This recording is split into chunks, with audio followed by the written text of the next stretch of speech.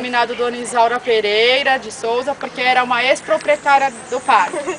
Como que surgiu esse parque? Era uma chácara de uma família, morava mãe, pai e os filhos nesse espaço, exatamente assim, daqui para baixo exatamente o que era.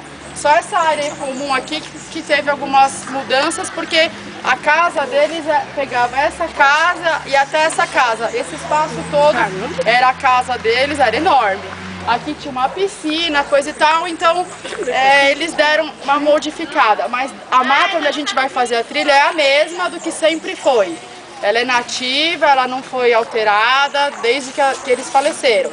Então faleceu o marido, depois faleceu essa senhora, que morou aqui muito tempo, ajudava toda a vizinhança. Aqui tem muita árvore frutífera, vocês vão reparar.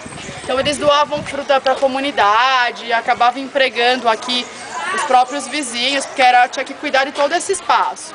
Enfim, quando o marido dessa senhora morreu, os filhos casaram, ela acabou ficando aqui sozinha. E aí acabou o pessoal invadir aqui, não respeitava porque ela era uma senhorinha de idade. Aí acabaram tirando ela daqui, os filhos tiraram ela daqui e aqui ficou abandonado. Então, como ficou abandonado, os filhos também não quiseram continuar com esse terreno porque era muito custo alto para eles. Então, eles acabaram não querendo mais, desencanaram, não pagaram mais os impostos. Essa senhora faleceu, a comunidade viu que aqui estava tendo muito, que a criminalidade estava altíssima aqui, porque ficou abandonado, então tinha roubo, tudo. A gente não preservou a casa dela exatamente por as pessoas terem destruído tudo.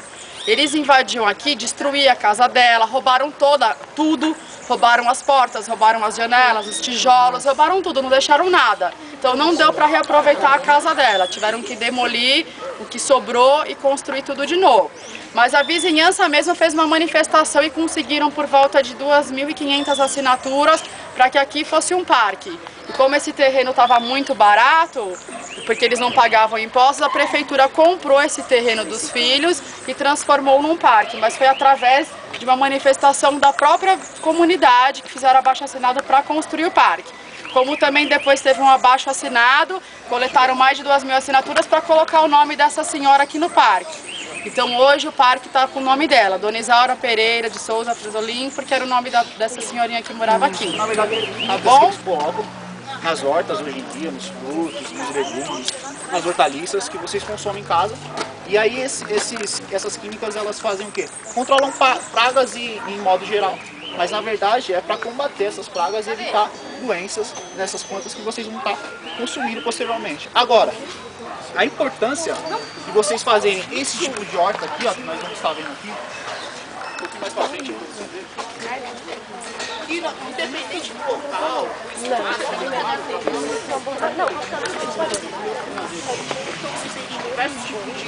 espécies diferentes, então uma salsinha, uma couve, manteiga, uma alface, uma rúcula, cenoura. Então a gente tem hortaliças, temos legumes aqui também, como a cenoura. Então é legal vocês saberem que independente do espaço que vocês têm em casa, até mesmo acho que depois a gente vai estar vendo isso daí, dá para vocês fazerem garrafa PET, que são essas garrafas de Coca-Cola e tal.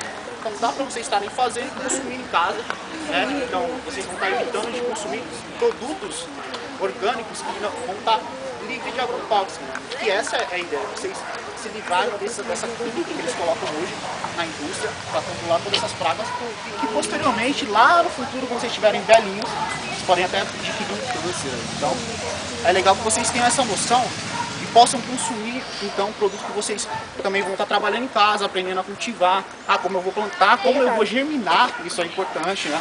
Então, esses tipos de hortaliça, legumes, de vegetais no modo geral, as frutas que vocês consomem, não sei se vocês sabiam, mas hoje todo tipo de fruta tem um agrotóxico. Porque o agrotóxico, na verdade, ele vai fazer o seguinte, não é só para um tipo de praga, ele vai para vários. Se você ouviu, não sei se vocês já ouviram falar de planta geneticamente modificada, que é uma outra historinha, que hoje em dia se fala muito, mas o que acontece?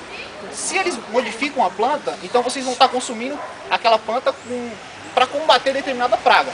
Só que o agrotóxico combate várias, né? Então qual que é o melhor? Na verdade nenhum dos dois é melhor, né? Se você consome uma planta geneticamente modificada, ela vai estar mais adocicada, então ela vai estar maior, você vai pegar aquela frutinha linda lá, mas pô, e aí? Ela vai estar modificada, mas vocês vão consumir uma coisa que não é natural. porque eles mexeram nela, né? E aí vai combater determinada praga, por exemplo, ela vai combater uma determinada bactéria. Mas beleza, vai combater determinado fungo, beleza. Vai até aí tudo efetuar bem. esse plantio. A composteira é assim, a gente reaproveita todos os restos aqui do parque de folhagem e coloca lá com a terra para se decompor e é uma forma de estar fazendo uma adubação natural. Quando a gente chegar lá eu vou explicar melhor, mas é só Causar poluição, mas não é o aquecimento, é o que vai vir com isso, a consequência que nós estamos vendo hoje em dia já. São as mudanças climáticas. Essa é a palavra-chave que vocês vão ter que pensar mais pra frente aí. Né? Pô, eu vou sofrer com as mudanças climáticas, vocês estão sofrendo, então o sol hoje aí no inverno o tempo todo, isso já são efeitos da mudança climática causada pela poluição na atmosfera. Aquecimento global, isso daí acontece, glaciações o tempo todo não, né? Dura milhões de anos para acontecer as glaciações, mas acontece. Então a gente tem que pensar nas mudanças climáticas, essa é a ideia. Uma característica da Mata Atlântica é que ela é densa, ela é fechada, o extrato dela é todo completo, então a luminosidade vai ter dificuldade de entrar dentro dessa mata, e quando você estiver lá dentro, você vai ter espécies herbáceas, arbustivas, então você não consegue se locomover de uma maneira geral, com facilidade dentro dessa mata. Aqui a gente está dentro de uma mata atlântica, mas está modificado. E aí a gente coloca para proteger o solo esses triturados, né, essa serrapilheira que já faz parte da Mata Atlântica. E esses triturados são, na verdade, restos de galhos, de podas, de árvores que são cortados por parques por aí afora, em árvores de ruas que eles fazem a podação. Então, para a gente estar reutilizando também, né, essas galhos, esses restos esses troncos, a gente faz esse triturado, né, como vocês podem ver aqui, ó, tem resto de galho, folha seca. Isso faz parte de a gente poder estar protegendo esse solo que está num espaço aberto, que lá naquele lado da Mata Atlântica fechada, não vai ter esse espaço de solo aberto, então não vai estar podendo perder os sais minerais, né, que aqui estariam perdendo se não tivesse triturado para proteger o solo, uma espécie adulta. Então, Araucária é o único pinus brasileiro nativo que nós temos. Então, é legal a gente, é importante a gente pensar, ela é uma espécie nativa, é uma espécie única de pinos que a gente tem do Brasil. A gente tem outros pinos por aí afora, inclusive aquele que a gente faz de árvore de Natal, que a gente vê no desenho lá e tal, mas não é do Brasil. Então, a gente tem que preservar o que é nosso, eu acho, né, que vocês, sei lá, devem pensar também, então vamos preservar o que é nosso. Esse é um pinus nosso, é endêmico, não é de Mata Atlântica, ele dá na Mata Atlântica também, mas ele é uma espécie característica do sul. Né? Então quem for para o sul, ou quem já morou lá no Rio Grande do Sul, Paraná, naquelas regiões, ela se dá muito bem. Inclusive a gente tem uma cidade chamada Araucária, justamente porque é uma área que é completa, tem muita araucária lá. Né? Então você vê, elas são lindonas. Eu um dia vou ter errado, espécie endêmica que vai ter só na caatinga, aquele tipo de vegetação que é seca, que resiste ao sol o tempo todo, quase o ano inteiro, então sol. Vai ter umas espécies que não vão estar ali porque não vão resistir àquele tipo de clima. Né? Aqui, ó, que é na caatinga. É o famoso pau-brasil. Eu não sei se todos vocês já ouviram falar, ou se já conhecem. Eu acho legal que todos vocês conheçam, porque é a espécie que deu nome ao país, isso, que deu nome ao nosso país. Então, só para contar um pouquinho da história do pau-brasil, quando os portugueses chegaram no Brasil, né, eles visualizaram e viram muito essa espécie aqui, só que eles denominaram de brasilis, porque lá na Ásia, então na China, eles já tinham ido lá e já tinham verificado, não os portugueses, mas outros viajantes já tinham chegado na Ásia e verificado na região da China que tinha uma espécie lá que também chamava brasilis. Então, como a gente foi descoberto depois da Ásia, né, em 1500, o que acontece? Quando eles chegaram aqui, que já conhecia aquela espécie asiática chamada brasilis, eles visualizaram essa espécie e falaram assim, ela é muito parecida com aquela brasilis que nós já vimos lá na Ásia. Então eles falaram, então vamos chamar de brasilis também. Como tinha muito essa espécie, eles viajavam fazendo um contorno no Brasil e chegando nas regiões, eles visualizaram muito essa espécie no Brasil. Por que não chamar a terra dos brasilis? Então, o brasilis vem da resina que tem dentro dessa espécie aqui, que era utilizado naquele tempo como tintura. Então foi o primeiro tipo de economia no Brasil, né? A gente fala, por quê? Porque foi exportada essa árvore aqui, era cortada mesmo, arrancada. Então a gente já começa lá em 1500 o desmatamento no Brasil.